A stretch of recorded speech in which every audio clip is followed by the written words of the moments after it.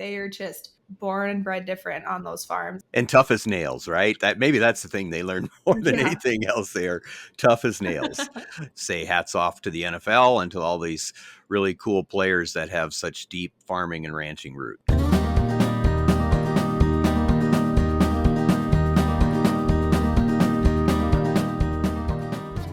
Hello, everyone, and welcome to this Farm Files episode of FP Next, powered by John Deere. I'm one of your co-hosts for this farmer and rancher-driven podcast, Sarah McNaughton-Peterson, and I'm here with Curt Arns. Hi, Sarah. Yes, we're powered by John Deere, so for all of your equipment and technology needs, see your local Deere dealer. So, Sarah, it's still kind of Super Bowl season, even though we're coming in after the Super Bowl here. But our last conversation with Whitney was all about kind of the playoffs and Super Bowl and all the food that we eat on Super Bowl Sunday. And we're going to talk, stay with the theme, right? Talk football today and a little bit about, gosh, there's a lot of NFL players that have really strong ties to farming life, and not all of them grew up on a farm necessarily, but they, are farming today or have some tie to agriculture. So it's kind of interesting. And that's going to be our topic of the day, right?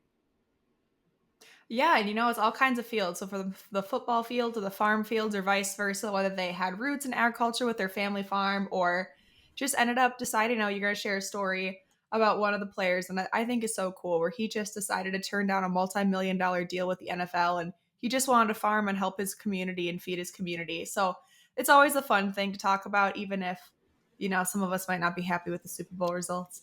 It's always fun to talk about kind of what these players do on the field and off the field. Just sharing kind of their story and how the ties to ag, is always a cool thing. And I found out one of these players we're going to talk about today is from North Dakota, and I didn't even know that they existed. And I was like, oh, this makes so much more sense. So I'm excited to talk about all the people we're going to share about today. Well, and you wouldn't be surprised, North Dakota does have kind of a football tradition, right? So it doesn't surprise me at all that some of these NFL players with some farming roots, would come from North Dakota. And I think I've got one who grew up in South Dakota as well that I'm going to talk about a little bit later. So, there's a lot of roots in the Plains states, I guess.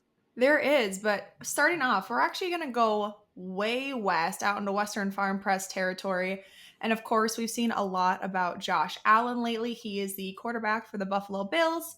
And we saw them with their championship loss against the Chiefs just before the Super Bowl. And I was really gunning for a Bills Super Bowl. But so Josh Allen is actually one of those who grew up on a farm. Even though he's still an active player, he has roots on a kind of diversified cotton and nut farm near Fresno, California, which was established by his grandfather in 1975.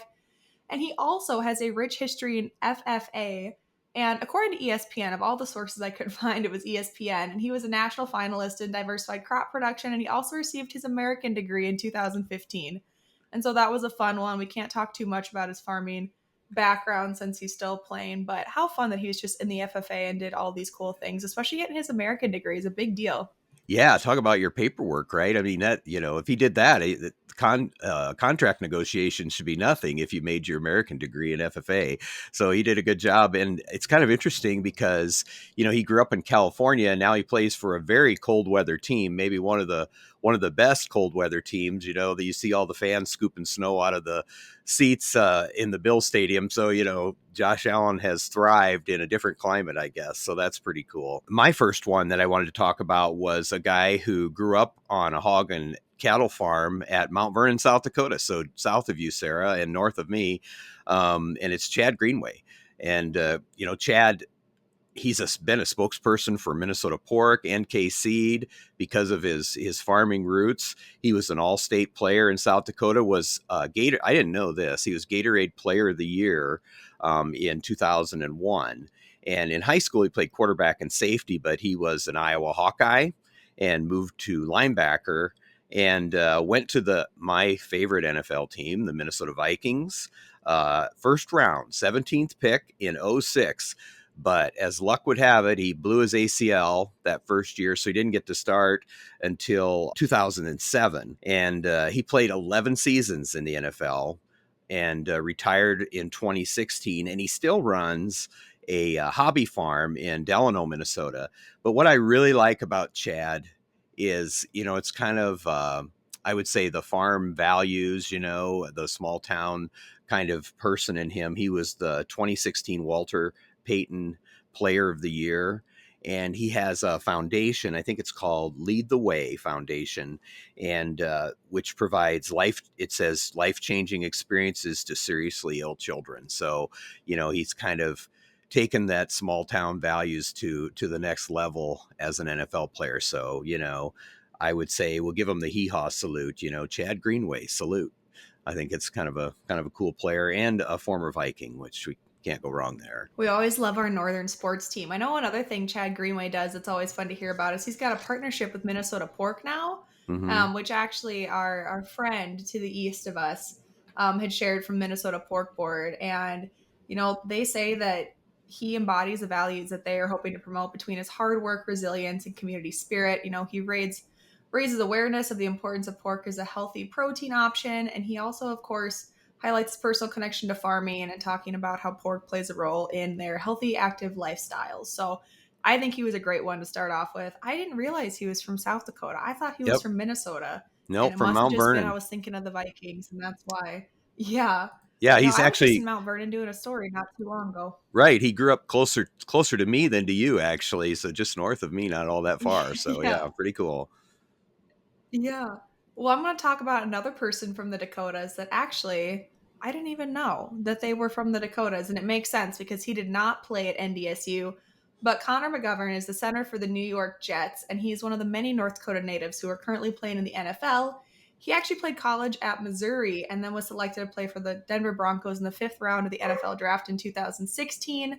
And in that time, he's played for the New York Jets, the New Orleans Saints, and then he's now back with the New York Jets. But he actually came from a potato farm right here in the Red River Valley, which is already Offutt Farms, and they're a main supplier for McDonald's French fries. And then his family also founded RDO Equipment, which Curt, I don't know if RDO is down to your neck of the woods, but they're a big dealer for John Deere and other implement brands around here in the Midwest. So that was kind of a fun one to see the North Dakota spirit from a Fargo native. And of course, Connor being from the North, I'm sure he's no stranger to the cold as he plays in the MetLife Stadium with the New York Jets, which is also that same stadium with the New York Giants. And so I'm sure they are used to the cold temperatures up there with his background. But who's your next player to talk about today, Curt? Well, and this is another one. It's kind of like Chad Greenway and really a special person, not just a great NFL player, but a special person. And that would be Jason Brown. He was born in Henderson, North Carolina, and he started his college career as a tackle and a guard with North Carolina, and then eventually moved on to Florida State to finish out his college career. He moved to center then, which was a big deal because that's really where he made his name in the NFL. He went fourth round to the Baltimore Ravens, and then he started all 17 games in 2007 as the center. And then in '09, so he agreed to like a $37.5 million deal with the St. Louis Rams.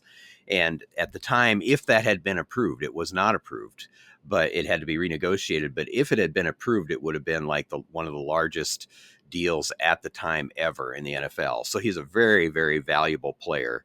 And, he was eventually played very well, was released by the Rams in 2012.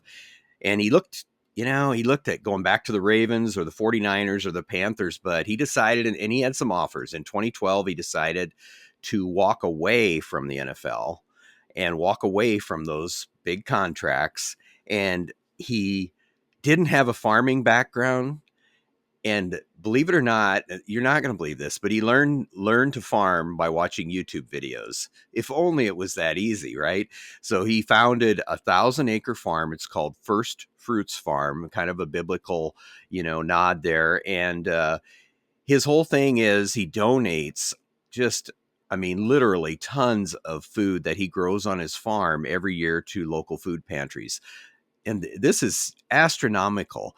500,000 pounds of sweet potatoes.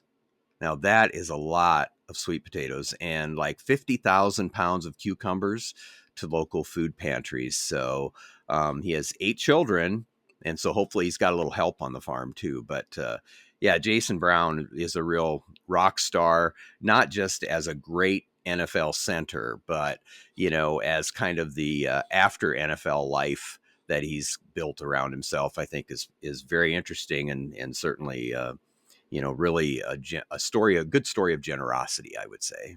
Yeah, I know when I was looking up the football players I wanted to cover today, Jason Brown was one that came up a couple times and then just kept coming up. And he's got a really great story, and I think it's a great testament to his values and his family. And I think it's super cool. I've never been to a farm in North Carolina, but we're always looking for more farm features, Kurt. Maybe that'd be a Right. fun one to give a call over to and see if we can visit with them. I want to talk a little bit about Cody White, who is with the Houston Texans. And after playing college football at Illinois State University, he played in the NFL until around 2016. And of course, he had to retire due to injuries. We've kept hearing about that. But he was actually drafted in 2012 as an undrafted free agent. And then he kind of was released a couple times and back on the team, but he was an offensive guard and is from Columbus, Ohio. But what he does now, I think, is super interesting. And I loved when I was looking this up, I found a farm site that actually had shared this. So he's a soybean farmer now in central Illinois alongside his father in law, and he was named one of the 2023 Illinois Soybean Association's 20 under 40 leaders. Their family farm talks about working to reduce tillage, variable rate nitrogen for side dress applications, and they work with variable rate phosphorus. So it sounds like they're implementing a lot of great practices onto their operation. He's also now a youth coach, mentor, and motivational speaker for young people, whether they're in the football fields or the farm fields. So I think he's kind of like Jason, one of those just really good guys who's was in the NFL and now back in ag. And what a change in culture for those guys to, play in the NFL, the big show, and be on the big stage, and then, go back to farming life in a small town. And for most of them, at least everything I read and the interviews that I've heard, I mean, gosh, they crave going back to the farm. So it isn't like, well, that's the only options I have, right? They want to go back and farm and make a living from that, and having made their careers in the NFL. So yeah, that's a really good one. So my next one is going to be another Midwest guy. It's got to be Jordy Nelson with the Packers, who played for so well. I think he has 72 touchdown pass receptions in his career, which is just outstanding. And in one of the years, I think he had 14, which led the NFL at the time. So Jordy, one of the pastors we had at our local church, St. Rose, was Father Mike. He was a big Packers fan, having grown up in Minnesota, but he was a huge Packers fan. And Jordy Nelson was his favorite player of all time. And part of the reason he was his favorite player was because he grew up on a farm and then went back to a farm. He never really lost his farm roots. Grew up in Manhattan, Kansas, so up in Jenny Latsky, Kansas farmer country around Manhattan, on a farm that was settled by his great-great-grandfather. So a multi-generational farm. He played quarterback in high school there in Manhattan, went to K-State, was a Kansas State Wildcat, selected second round by the Packers in the '08 draft, and was one of the great wide receivers for the Packers for so many years. I think it was for 10 years. So like, he caught his first touchdown pass against the Lions in September of '08 and played for the Packers until 2018. So that's quite a career. He did play with the Oakland Raiders, and then was released by the Raiders in 2019. But it wasn't like he didn't have any options. So he went back to the wheat and cow calf farm there around Manhattan, and I think he farms today around Riley, Kansas. And Jordy, I think, he's been featured by a lot of different farm publications. I think our own Wisconsin agriculturist editor Fran O'Leary got to interview Jordy in 2016. We might have to link, Sarah, we might have to link that story back because he was still playing for the NFL at that time, and talks a lot about his farming roots and why agriculture is so important to him. So I love Jordy Nelson. Liked him when he was a player, and love him now that he's back on the farm. So I think it's another great story. It's just the northern football teams is what it seems like we're just coming up with. Is all these players from the Midwest ended up staying in the north most of the time and then coming back. I know this one is not in the north. He is from very south, but it's Trent Brown from the Cincinnati Bengals. and he was drafted to the San Francisco 49ers in 2015 after he played college ball at Georgia Military College and Florida State. And he actually bought a ranch of his own in 2021 after he grew up around livestock with a Texas rancher as a grandfather. And he currently runs Brangus Cattle and owns around 2 dozen performance horses. And so he's got a big focus from right now from sources on growing his bull herd and building his ideal genetics. And here's one for the horse people, Curt. And I don't know how closely you follow the AQHA breeding, but have you ever heard of Pepto Boonsmal? Yeah, I have. Yeah, everyone's heard of him. Right. And so that's a super familiar name to a lot of Yeah. quarter horse enthusiasts. And he's a cutting horse whose offspring have earned more than $28 million combined. And Trent actually owns one of Pepto Bismol offspring, and he does futurity with those horses along others that he's got on his ranch. Um, and of course, talking a little bit about his football career after I talked about all of his all of his horse enthusiasm. So he played with the San Francisco 49ers from 15 to 17, took a little jump over the New England Patriots, played again for the Raiders for a couple years, was back at the Patriots from 2021 to 2023, and now he's actually back at the Bengals in 2024. He's in their offensive line, and he brought 9 years of pro playing experience when he came to the Bengals.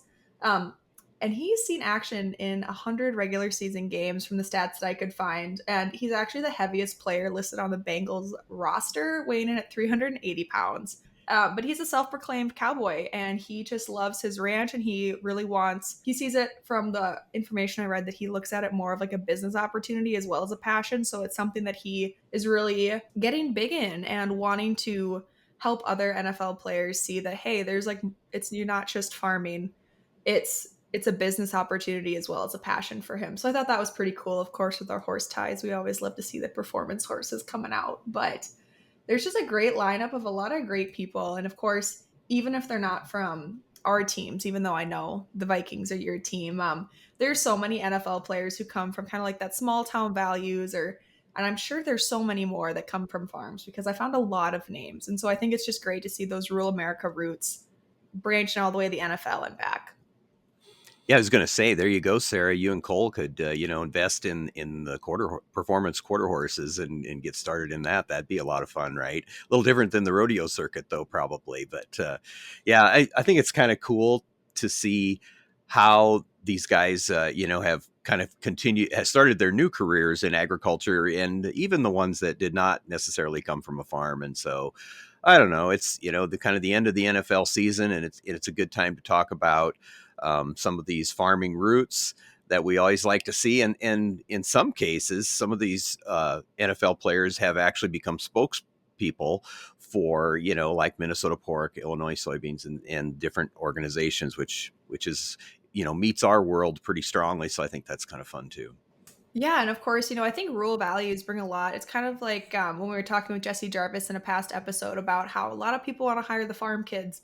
And I think it all kind of ties down to those rural values. You have a strong sense of community and strong neighborly ties. You have a really strong family support system, and you value that family. And of course, all farm kids and a lot of rural people have a very strong work ethic and self reliance. And I think those are all things that tie from their upbringing into the NFL and helps them be successful. We all love small town living, right? Even if the internet doesn't always like to help us out, it's always good in a small town. Well, and the NFL contracts that some of the NFL players have affords them, the ability to really, in some places change people's lives, in some of the foundations that they do and the donations they make. And a lot of this stuff is out of the limelight. You never see it. They do it, for their hometowns. They do it for home people. They do it for, people who need a little lift. I can speak locally. The only NFL player I've ever really known personally was Russ Hookstein, who came from a nearby town, Hardington, Nebraska, and played in the NFL, has a couple Super Bowl rings to his name. And he's given so much back, very quietly, but has given so much back to his local area and community over the years. And so it's just neat to see that, I think. And like you say, I think a lot of this comes from, the small town rural values that we grew up with, and to give back when we can and where we can. And I think it's fun to see. And these NFL players are kind of shining examples of some of that for sure. Talk about those rural values again. There is a rancher that we team up with. We go and help with some of his brandings, and he actually coaches high school football in a small town near his ranch where his wife is a teacher as well. And he's actually coached somebody who's all the way made it to the NFL. Cordell Volson is a starting left guard for the Cincinnati Bengals, and he grew up in Belfort, North Dakota, but attended high school at the Drake Animus High School. And he was one of our NDSU Bison, and he started for a record 65 games for the Bison, started 36 consecutive games, beginning his career at the Bengals after he was selected in the 4th round of the 2022 NFL Draft. And aside from his career in the NFL, he also has started the Small Town Foundation with him and his fiance. And something that they do is help work with kids from small town and rural communities and realize all the opportunities that they have to find athletic, academic, artistic, anything that they're looking for is helping youth from those rural and smaller communities reach their goals. And so he's another one, maybe not exactly from a farm himself, but one of those two that just exhibits those small town values. Yep, that's right. And it there again, as the season closes up, this is kind of our way to say hats off to the NFL and to all these really cool players that have such deep farming and ranching roots. Absolutely, Curt. And, I forgot about one more I have to share about because this is actually our team. This is my husband and I's team that we like to cheer for, which is the Tampa Bay Buccaneers. And if I say that and you already know, it's Cody Mock, and he is from Hankinson, North Dakota. And of course, he was an NDSU Bison. And he was selected in the 2nd round of the 2023 NFL Draft by the Tampa Bay Buccaneers, the 48th overall pick. And he is very vocal in sharing about how his farming roots from his family's farm in Hankinson, North Dakota, where he grew up sweeping the shop, driving tracks, and throwing seed sacks, really gave him those rural roots that now he exhibits in the NFL. And so I always love to see Cody Mock in the NFL. I actually have his jersey from Tampa Bay. And he's just yet another Bison that we love to support. I think it's just a fun conversation to have. That's what we're all a big fan of here, Curt, at FP Next, is we just like to chat about the fun stuff that we all find interesting. And I think this was another great episode. And I think that's going to wrap it up for this Farm Files episode of FP Next, powered by John Deere. And of course, Curt, it's always just fun to see the connections in agriculture with all the top class athletes, because I see some of these guys move on the field when we're watching football, and I feel like I'm pretty athletic, and I see them running around, and I'm like, there is no way. They are just born and bred different on those farms. And tough as nails, right? Maybe that's the thing they learn more than anything else. They are tough as nails. Yep. Well, as we wrap up, to our listeners, we want to thank you for tuning in to this episode of FP Next, allowing us into your tractor cab, your truck, on your farm, in your shop, and in your fields. A special thank you, as always, goes out to our sales, digital, production, and marketing team members who put in a lot of work with us. And if you want to be sure not to miss any top stories, sign up for our Farm Progress Text Blasts, which bring the hot stories right to your inbox. You can sign up for those text alerts by texting FARM, FARM, to 20505. Be sure to follow Farm Progress on social media to stay up to date with ag news and more. And check out the digital edition of your regional publication at farmprogress.com. Stay tuned for our next episode. We'll be discussing the 2025 High Cotton Award winners with another one of our friends at Delta Farm Press, Brent Murphy. Yes, like in our last episode, we talked quite a bit about rice, actually. So this is a crop that we're not used to. So we're excited to keep talking about Southern agriculture and the cotton awards. So this should be a lot of fun. And even if you don't grow cotton, I think it's always interesting to hear about different cropping systems, that we're not quite as aware of. And plus, Sarah, you probably will get some tips for that cotton you're going to grow in your garden this summer. Yeah, we've been hyping this up. It's really maybe I'm going to have to start these seeds inside or something, since we still have snow on the ground. But I'm like, I'm going to make this work out. And so you can follow along with FP Next by listening and subscribing on your favorite podcast platform or YouTube or Farm Progress online. And be sure to leave us a review if you enjoy the show and all of this talk about these cotton plants that are going to be happening in my backyard. That's right. So, Sarah, you always say 5 stars or nothing, and then we'll have to eventually rate your cotton plants in your garden, I guess. I guess so. And remember, if it's agriculture, your friends at Farm Progress have you covered. Here's wishing you high yields and good weather. We'll see you next time.